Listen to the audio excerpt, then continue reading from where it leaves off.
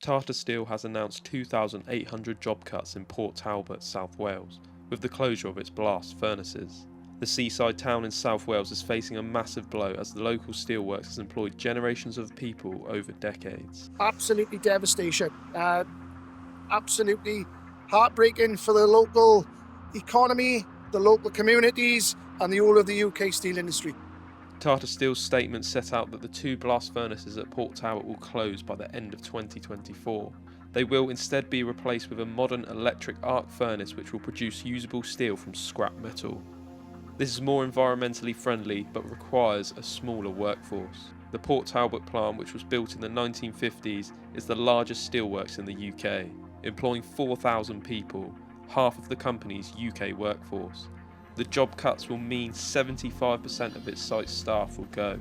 Job losses will take place over the next 18 months and will be a devastating blow to generations of families that have worked at the Welsh steel plant for years. It will absolutely ruin the community. Everything in this area will be affected.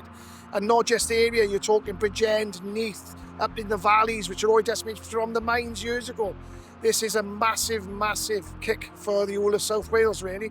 Last year, Tory ministers agreed to plough £500 million into the plant to help fund a transition to cleaner steel production.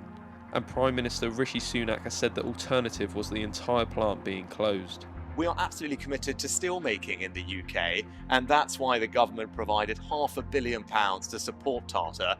The alternative, by the way, was that the entire plant would be closed and all 8,000 jobs would be lost. But the government worked with the company, provided £500 million.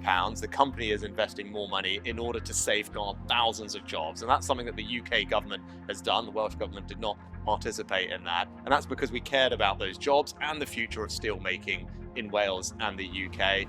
The plans have also been widely criticised by local politicians. Labour MP Stephen Kinnock urged Tata and the government to rethink their approach and adopt the union's plan. Tata Steel is part of the larger Tata Group, the most valuable business conglomerate in India, with revenues of £118 billion in the previous year. Shareholders had put pressure on the company to address losses in its British operations, which Tata Steel has previously said amounted to £1 million a day. Although unions reject this figure, its decision is pleasing investors despite the potentially devastating impact on workers and their communities. The installation of the new furnace has been scheduled to be completed in 2027.